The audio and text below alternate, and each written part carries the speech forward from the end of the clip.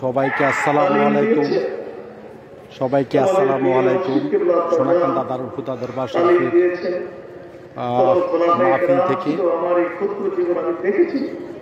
বর্তমান পীর সাহেব হুজুর মাহমুদুর রহমান পীর সাহেব তালিম দেওয়ার জন্য স্টেজে উঠেছেন। মাগরিবের পর উনি তালিম দিয়ে থাকেন, 1.5-2 ঘন্টা তালিম দেন, তালিম শুরু করতেছেন।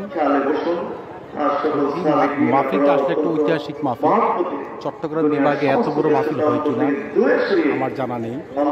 হয়তো আগামীকাল হতে হতে প্যান্ডেলগুলো দাঁড়ানোর জায়গায় থাকবে না, বসার জায়গাও থাকবে না।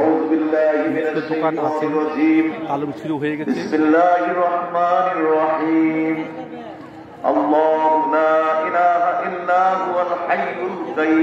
তালিম শুরু হয়ে গেছে। ভিডিও লম্বা করবো না, সবার কাছ থেকে দোয়া চাই যাতে এই মাহফিল আবারও আমরা দেখতে পারি, আবার আমরা শুনতে পারি। হয়তো আমাদেরকে সবাইকে হায়াত দাস করুন। হুজুরের কথা বলার সময় ঠিক না। সবার কাছ থেকে বিদায় নিচ্ছি। আসসালামু আলাইকুম ওয়া রাহমাতুল্লাহি ওয়া বারাকাতুহু।